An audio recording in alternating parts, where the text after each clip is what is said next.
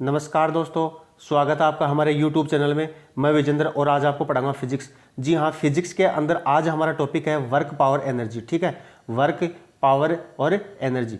ठीक है, इसके बारे में आज हम डिस्कस करेंगे। तो देखो, सबसे पहले हम इन तीनों टॉपिकों के बारे में पूरी थ्योरी है वो पढ़ लेंगे और उसके बाद में मैंने इस वीडियो के लास्ट के अंदर 15 क्वेश्चनों का एक इम्पोर्टेंट टेस्ट लगाया है। ठीक है, तो वो आप थ्योरी पढ़ने के बाद में वो टेस्ट भी ज़रूर दें, जिससे आपको पता चल जाएगा कि आपने कितना पढ़ा है और कितना समझा है। ठीक है, तो बात कर लेता हूँ मैं कार्य के बारे में। तो देखो, कार्य जो है वो क्या होता है, बल तथा विस्थापन। बल तथा विस्थापन के गुणनफल को कार्य कहते हैं। ठीक है, क्या कहते हैं? कार्य कहते हैं। अर्थात कार्य बराबर क्या होता है, बल गुणा विस्थापन होता है। ठीक है, बल गुणा विस्थापन होता है। तो अब देखिए, कार्य जो है वो डायग्राम के द्वारा मैं आपको अच्छे से समझा देता हूँ। ठीक है, तो देखिए, यह हमारा कोई एम द्रव्यमान का कोई पिंड है हमारा। ठीक है, एम द्रव्यमान का कोई पिंड है जिसके ऊपर एफ बल लगाता हूँ, जिसके ऊपर एफ बल लगाता हूँ। तो एफ बल लगाने के बाद में यह डी विस्थापन तय करके, एफ बल लगाने पर डी विस्थापन तय करके यह पिंड यहाँ से यहाँ पर आ जाता है। ठीक है, तो इस विस्थापन और इस बल जो है, यह विस्थापन और यह जो बल है, इसके गुणनफल को जो है क्या कहते हैं, कार्य कहते हैं। ठीक है, अर्थात W बराबर एफ इंटू डी होता है। तो अब देखिए, एक डायग्राम और है, इस डायग्राम से और आप अच्छे से समझ लीजिए। तो देखिए कि यानी कि ये हमारा एम द्रव्यमान का जो कोई पिंड है और यह है एफ, इसके ऊपर जो बल है वो थीटा कोण के ऊपर आरोपित किया जाता है। यानी कि इस पिंड के ऊपर, इस थीटा कोण के ऊपर बल आरोपित किया जाता है।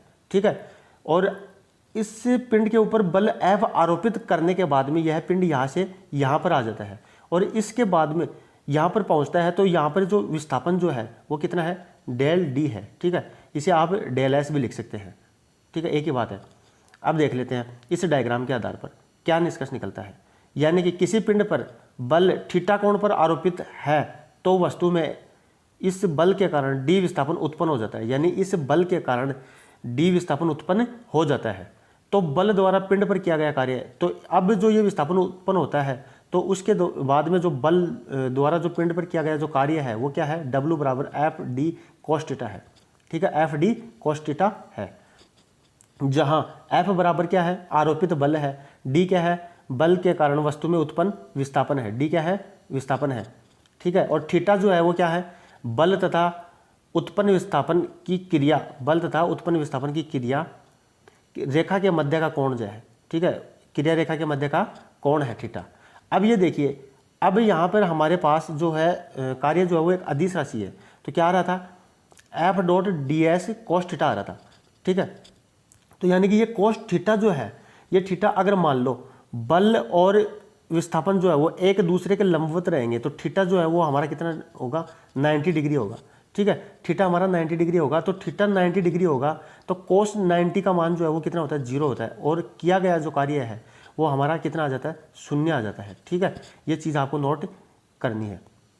नेक्स्ट देखिए, कार्य एक अदिश राशि होती है। कार्य एक अदिश राशि होती है। कार्य का एसआई मात्रक जो है वो जूल होता है। कार्य का एसआई मात्रक जो है वो क्या होता है, जूल होता है। और इसका सीजीएस मात्रक जो है, ठीक है, इसका सीजीएस मात्रक जो है वो क्या होता है, अर्ग होता है। ठीक है, अब देख लेते हैं इसके बाद में। देखो, एयरफोर्स के अंदर ये काफ़ी बार ये क्वेश्चन पूछ लेता है डायरेक्ट कि कार्य की जो विमा है वो क्या होती है। तो देखो, कार्य की जो विमा है वो क्या होती है, M1 L2 T-2 होती है। ठीक है, याद रखना आपको। देखो, इसको अगर आप निकालना चाहो तो आप निकाल भी सकते हो। यानी कि कार्य जो है वो क्या होता है, W बराबर एफ डॉट डी एस होता है। ठीक है, बता देता हूँ, एफ डॉट डी एस होता है। तो एफ क्या है, बल है। तो बल बराबर क्या होता है भाई, एफ बराबर MA होता है। ठीक है, और डी एस जो है वो विस्थापन है मेरा, डी एस विस्थापन है।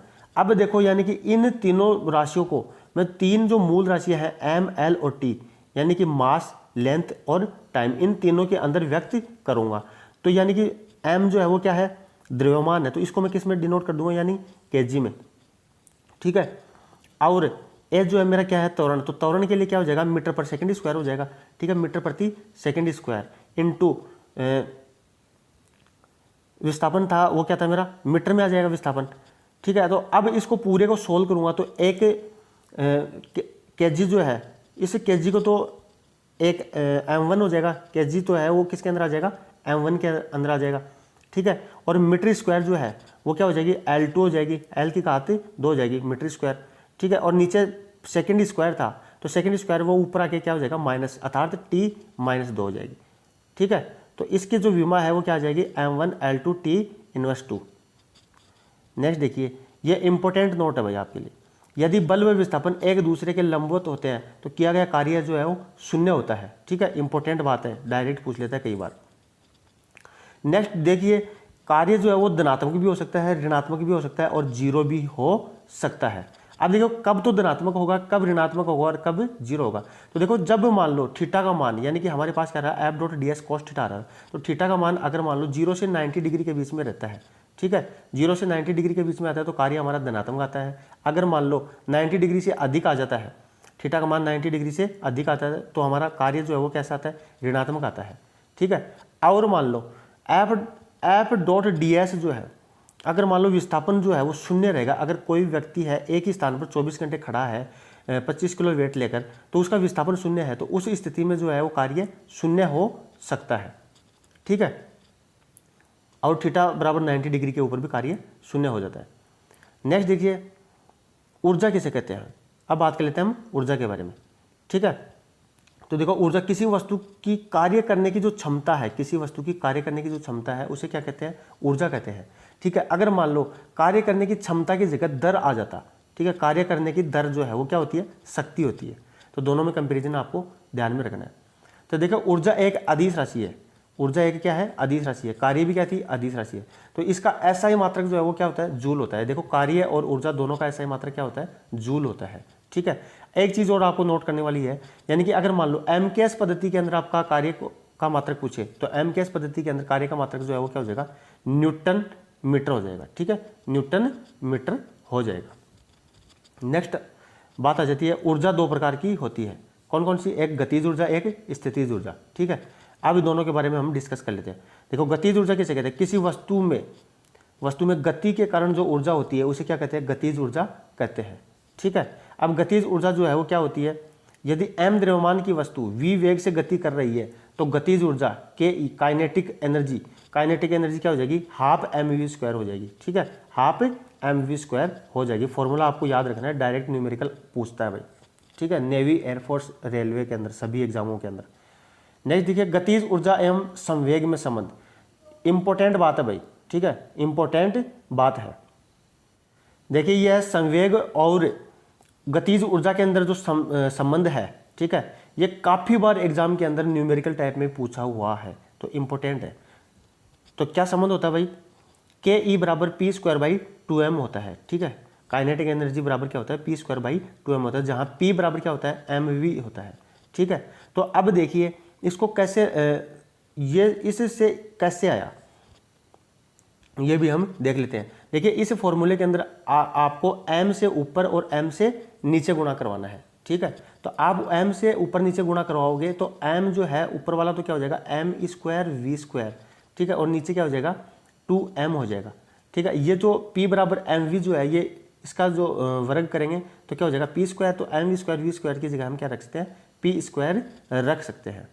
ठीक है, नेक्स्ट बात कर लेते हैं हम स्थितिज ऊर्जा के बारे में। तो स्थितिज ऊर्जा जो है वो किसे कहते हैं, किसी वस्तु की स्थिति के कारण संचित ऊर्जा क्या कहलाती है, स्थितिज ऊर्जा कहलाती है। अर्थात पीई पोटेंशियल एनर्जी जो है बराबर क्या होती है, mgh होती है। ठीक है, जहां पर m जो है वो क्या है, द्रव्यमान है, g क्या है, गुरुत्वीय त्वरण है, h क्या है, ऊंचाई है। ठीक है, अब देखो यानी कि इसके उदाहरण जो है, इन उदाहरणों से डायरेक्ट क्वेश्चन पूछ लेता है, तो ये उदाहरण आपको याद ही रखने हैं। जैसे बांध के पानी में संचित ऊर्जा, ठीक है, घड़ी की चाबी में संचित ऊर्जा, कौन सी ऊर्जा का उदाहरण है, स्थितिज ऊर्जा का उदाहरण है। ऊंचाई पर रखे पिंड में संचित ऊर्जा जो है कौन सी है, स्थितिज ऊर्जा है। एक तनी हुई स्प्रिंग के अंदर जो संचित ऊर्जा है वो कौन सी है, स्थितिज ऊर्जा है। ठीक है, ये हमारी ऊर्जा थी, इसके बारे में बेसिक बातें हमने जान ली। अब बात कर लेते हैं हम शक्ति के बारे में, पावर के बारे में। तो देखो शक्ति क्या होती है, कार्य करने की दर जो है वो क्या कहलाती है, शक्ति कहलाती है। ठीक है, कार्य करने की दर क्या कहलाती है, शक्ति कहलाती है। अर्थात कोई व्यक्ति इकाई समय में, ठीक है, कोई व्यक्ति इकाई समय में कितना कार्य करता है, कार्य करता है, उस इकाई समय में किया गया कार्य का मान उस व्यक्ति की शक्ति कहलाती है। ठीक है, याद रखना है भाई आपको। इसके बाद में देखो, माना कोई व्यक्ति टी समय में W कार्य करता है, माना कोई व्यक्ति टी समय में W कार्य करता है, तो उस व्यक्ति की शक्ति का मान जो है निम्न होगा, क्या हो जाएगा, शक्ति P बराबर W/T हो जाएगा, शक्ति P बराबर W/T हो जाएगा। ठीक है, अतः कार्य व समय के अनुपात को शक्ति कहते हैं।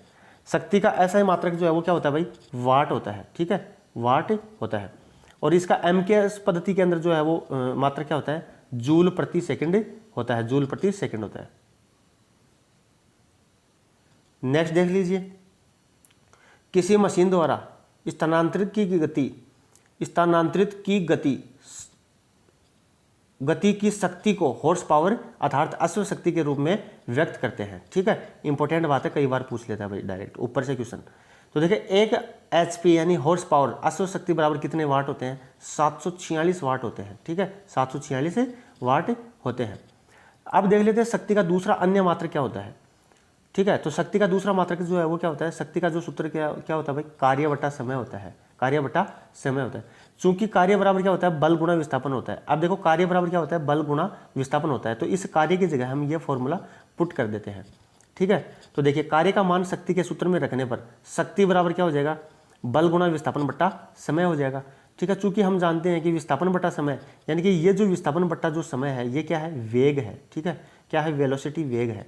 ठीक है, अब ये पुट कर देते हैं। तो देखो यह मान शक्ति के सूत्र में रखने पर क्या आ जाएगा, शक्ति बराबर क्या हो जाएगा, बल गुणा वेग हो जाएगा। शक्ति बराबर क्या हो जाएगा, बल गुणा वेग हो जाएगा। इंपॉर्टेंट सूत्र है भाई, कभी भी डायरेक्ट इस सूत्र के ऊपर क्वेश्चन पूछ लेता है। तो अब देखिए ये जो एक kWh जो है ये इंपॉर्टेंट बात है भाई। ठीक है, इसे एक यूनिट भी बोलते हैं, एक यूनिट भी बोलते हैं, यानी कि ये काफ़ी बार पूछा हुआ है। तो देखिए 1 किलोवाट घंटा या 1 kWh बराबर कितने जूल होते हैं, ये हम कैसे ज्ञात करेंगे। यानी कि देखो एक तो है वो तो ऐसा कैसा हमारा एक ऐसा कैसा आ जाएगा, एक गुणा के का मतलब किलो, तो किलो के अंदर कितनी घात होती है भाई, 10⁻³ होती है। ठीक है, W का मतलब ये क्या है, वाट है। ठीक है, W का मतलब क्या है, वाट। अब वाट किसका मात्रक है भाई, शक्ति का मात्रा है, तो वाट बराबर में क्या लिख सकता हूँ, जूल प्रति सेकंड लिख सकता हूँ। ठीक है, तो वाट की जगह क्या लिख दूंगा, जूल प्रति सेकंड लिख दूंगा। ठीक है, इसके बाद में H यानी आवर है, तो एक घंटे के अंदर कितनी सेकंड होती है भाई, 3600 सेकंड होती है, तो गुणा 3600 सेकंड। ठीक है, तो 3600 सेकंड हो जाएंगे मेरी। अब देखो सेकंड नीचे था हमारा, नीचे सेकंड था, जूल प्रति सेकंड गुणा 3600 सेकंड था। ठीक है, तो 3600 सेकंड था, तो सेकंड से सेकंड कैंसिल हो जाएगा। अब देखिए यानी कि 10⁻³ तो ये है। ठीक है, और 3600 ये है। ठीक है, तो देखो 10⁻³ और 2 कितनी हो जाएंगी, 10⁻5 हो जाएंगी। ठीक है, 10⁻5 गुणा 36 जूल। ठीक है, अब ये देखो घात पॉइंट इधर खिसकता है तो 10 की पावर बढ़ जाती है, तो यहाँ पर पॉइंट लगेगा तो ये 10 की पावर जो है वो क्या हो जाएगी, 6 हो जाएगी। इस प्रकार 1 kWh बराबर कितना होता है, 3.6 गुणा 10 की पावर 6 जूल होता है। याद रखना आपको, डायरेक्ट इंपॉर्टेंट बात है। अब देखो हम हमारे टॉप इन जो टॉपिक पढ़े हैं इनसे संबंधित जो टॉप 15 क्वेश्चन जो है वो आप सोल्व कर लेते हैं। ठीक है, तो देखिए हमारा पहला क्वेश्चन है, यदि वेग को 3 गुना किया जाए तो गतिज ऊर्जा पर क्या प्रभाव पड़ेगा। अब देखिए यानी कि वेग को 3 गुना करने पर उसकी गतिज ऊर्जा पर क्या प्रभाव पड़ेगा। तो देखो गतिज ऊर्जा जो है वो 8 गुना तो बढ़ जाएगी, पहले से 8 गुना तो बढ़ जाएगी और पहले की 9 गुना हो जाएगी। ठीक है, तो इस क्वेश्चन का जो राइट आंसर है वो क्या हो जाएगा, ए व बी दोनों, यानी कि 8 गुना तो बढ़ जाएगी और 9 गुना हो जाएगी। अब देखिए कैसे हो जाएगी, तो देखो काइनेटिक एनर्जी बराबर क्या होता है, ½ mv² होता है। ठीक है, ½ mv² होता है। तो देखो वेग जो है वो पहले के 3 गुना कर दिया जाता है, तो v की जगह में क्या लिखूंगा, 3v लिखूंगा। ठीक है, 1/2 m 3v का होल स्क्वायर। ठीक है, अब होल स्क्वायर हटाऊंगा तो क्या हो जाएगा, 9v² हो जाएगा। तो देखो 9 जो है मेरा आगे आ जाएगा, 9 आगे आ जाएगा तो क्या बच जाएगा, 9 × ½ mv², 9 × ½ mv²।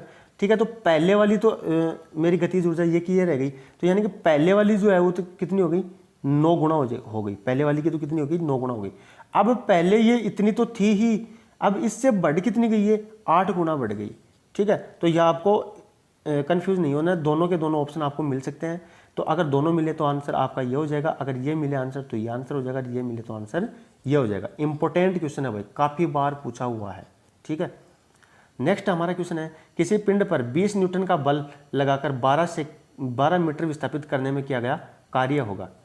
ठीक है, तो देखो कार्य W बराबर क्या होता है, एफ डॉट डी एस होता है, ठीक है, एफ डॉट डी एस होता है। तो देखो एफ जो है वो क्या है, बल है, तो बल बराबर हमें कितना दे रखा है, 20 न्यूटन दे रखा है, और विस्थापन जो है वो कितना दे रखा है, 12 मीटर दे रखा है। तो 12 गुणा 20 तो कितना हो जाएगा, 12 दूनी 24 यानी 240, ठीक है, 240 जूल हो जाएगा। तो इस क्वेश्चन का राइट आंसर है क्या हो जाएगा, ऑप्शन सी 240 जूल। चलिए नेक्स्ट हमारा क्वेश्चन है, किसी 20 किलो के पिंड को 10 मीटर विस्थापित करने में किया गया कार्य होगा। तो देखिए इस बार जो क्वेश्चन है इसके अंदर पिंड का वजन दे दिया 20 kg, तो उसको 10 मीटर विस्थापित करने में किया गया कार्य है। तो देखो कार्य W बराबर क्या होता है, एफ डॉट डी एस। अब मेरे को एफ नहीं दिया यहाँ पे, तो एफ मैं अलग से निकाल लूंगा। एफ बराबर क्या होता है, एम ए होता है, ठीक है, एम ए होता है। एम जो है मेरे पास कितना है, 20 kg है। ए जो है वो कितना होता है भाई, ए है वो जी के बराबर हो जाएगा, ठीक है, जी गुरुत्वीय त्वरण के बराबर हो जाएगा, तो वो कितना होता है 9.8 होता है, जिसे मैं लगभग कितना मान लूंगा, 10 मान लूंगा, ठीक है। तो एम जो है मेरा कितना है, 20 kg है, और ए जो है मेरा कितना है, 10 है। तो 20 गुणा 10 तो कितना हो जाएगा, 200 हो जाएगा। 200 न्यूटन तो मेरा कितना क्या आ गया, एफ आ गया, ठीक है, बल आ गया। अब मुझे क्या ज्ञात करना है, कार्य ज्ञात करना है। तो कार्य क्या होता है, एफ बराबर सॉरी डब्ल्यू बराबर एफ डॉट डी एस होता है। तो एफ बराबर कितना था, 200 न्यूटन, और डी एस जो मेरा विस्थापन कितना है, 10 मीटर है, ठीक है। तो 200 गुणा 10 बराबर कितना हो जाएगा, 2000 जूल, ठीक है, 2000 जूल इसका आंसर आ जाएगा। तो option C is the right answer, 2000 joule. चलिए नेक्स्ट हमारा क्वेश्चन था, शक्ति का मात्रक है। तो देखो शक्ति का मात्रक जो है वो क्या है, वाट है, ठीक है, जिसे क्या बोलते हैं, जूल प्रति सेकंड भी बोलते हैं। नेक्स्ट हमारा क्वेश्चन है, ऊंचाई पर रखे हुए पिंड में ऊर्जा होती है। तो ऊंचाई पर रखे हुए पिंड में कौन सी ऊर्जा होती है भाई, स्थितिज ऊर्जा होती है, ठीक है, इंपॉर्टेंट बात है। नेक्स्ट हमारा क्वेश्चन था, एक हॉर्स पावर में कितने वाट होते हैं। तो एक हॉर्स पावर के अंदर कितने होते हैं, 746 वाट होते हैं, ठीक है। नेक्स्ट क्वेश्चन है, निम्न में से सदिश राशि है। तो निम्न में से सदिश राशि जो है वो कौन सी है, देखो कार्य, ऊर्जा और गति तीनों की तीनों क्या है, अदिश राशि है, ठीक है। तो सदिश राशि कौन सी है, विस्थापन है। Option D is the right answer. Next हमारा क्वेश्चन है, कार्य होता है, ठीक है। तो कार्य क्या होता है, तो देखिए कार्य क्या होता है, धनात्मक भी हो सकता है, ऋणात्मक भी हो सकता है, और शून्य भी हो सकता है। तो इस क्वेश्चन का राइट आंसर क्या हो जाएगा, ऑप्शन डी सभी। नेक्स्ट हमारा क्वेश्चन है, यदि किसी वस्तु पर त्वरण कार्यरत है तो, ठीक है, अगर मान लो किसी वस्तु पर त्वरण कार्यरत है तो उसका वेग बदलता है, ठीक है, उसका वेग बदल जाता है। तो option B is the right answer. Next हमारा क्वेश्चन है, किसी वस्तु पर एफ बल आरोपित करने पर वह वी वेग से चलती है तो शक्ति क्या होगी, ठीक है। तो अगर मान लो एफ बल आरोपित किया जाता है और वह वी वेग से चलती है तो उसकी जो शक्ति है वो क्या हो जाएगी, एफ गुणा पी बराबर क्या हो जाएगी, एफ गुणा V. Option A is the right answer. Important बात है भैया। नेक्स्ट हमारा क्वेश्चन है, यदि किसी वस्तु का संवेग 20% बढ़ता है तो इसकी गतिज ऊर्जा बढ़ेगी, सॉरी इसकी यानी कि गतिज ऊर्जा है कितनी बढ़ जाएगी, ठीक है, गतिज ऊर्जा कितनी बढ़ जाएगी। तो देखिए ये इंपॉर्टेंट क्वेश्चन है, सबसे इंपॉर्टेंट क्वेश्चन है इस वीडियो का भाई। तो देखिए कैसे है, इस क्वेश्चन का जो राइट आंसर है वो कितना दे रखा है, 44% दे रखा है। अब देखिए ये 44% कैसे आया, तो देखिए संवेग और गतिज ऊर्जा में संबंध जो है वो हमारा क्या होता है, काइनेटिक एनर्जी बराबर क्या होता है, P²/2m होता है। ध्यान से इस क्वेश्चन को समझेंगे भाई, P²/2m होता है। अब देखो मान लो P जो है वो पहले में कितना मान लेता हूँ, 100 मान लेता हूँ, ठीक है, 100 इकाई मान लेता हूँ, ठीक है। आप 1 भी मान सकते हो, 10 भी मान सकते हो, 1000 भी मान सकते हो, आपको कोई भी ऐसी डिजिट मानना है जिसको आपको सोल्व करने में समस्या नहीं आए। पहले का जो द्रव्यमान है वो मैं क्या मान लेता हूँ, 100 यूनिट मान लेता हूँ, ठीक है। पहले का जो द्रव्यमान है मेरा क्या है, 100 यूनिट है, ठीक है। अब देखिए यानी कि P बराबर कितना है, 100, तो मैं वैल्यू रख लेता हूँ 100 गुणा 100/2 गुणा m कितना माना मैंने, 100 माना, ठीक है। तो यहाँ से मेरी वैल्यू क्या कितनी आ जाती है, 100 से 100 कैंसिल हो जाएगा, 100 में 2 का भाग दूंगा तो कितनी आ जाएगी, 50 आ जाएगी, ठीक है। 50 यहाँ पे मेरी वैल्यू आ जाती है, ठीक है, गतिज ऊर्जा की, ठीक। अब हम देखते हैं इसका जो संवेग है उसको 20% बढ़ा दिया है। तो 20% बढ़ा दिया तो संवेग मेरा पहला कितना था भाई, 100 लिया था मैंने, ठीक है, 100 लिया था। तो अब 20% बढ़ा दूंगा तो कितना हो जाएगा, 120, ठीक है। तो अब P की जगह में कितना रखूंगा, 120। तो P² है तो क्या हो जाएगा, 120 गुणा 120/2 × m। जो m मेरा है वो कितना है, 100। ऐसा कैसे रह जाएगा, ठीक है। तो एक बिंदु से एक बिंदु ये कैंसिल, एक बिंदु से एक बिंदु ये कैंसिल। अब देखिए 12 को 12 से मल्टीप्लाई करेंगे तो कितना हो जाएगा 144। नीचे कितना था 2 था, ठीक है, नीचे कितना था 2, कितना आ गया 144 में 2 का भाग देंगे तो 72 आ गया, ठीक है 72। अभी पहले की जो ऊर्जा थी हमारे पास गतिज ऊर्जा वो कितनी आई थी 50 आई थी। तो देखो 50 से कितनी बढ़ गई 72 हो गई, यानी कितनी बढ़ गई 22 बढ़ गई। कितने के ऊपर बढ़ी भाई 50 के ऊपर बढ़ी, ठीक है 22 बढ़ी कितने के ऊपर 50। प्रतिशत में ज्ञात करना है तो 100 से गुणा करवा देंगे, ठीक है। इतनी बात समझ में आई कि नहीं आई? अगर नहीं समझ में आई तो आप कमेंट कर सकते हो।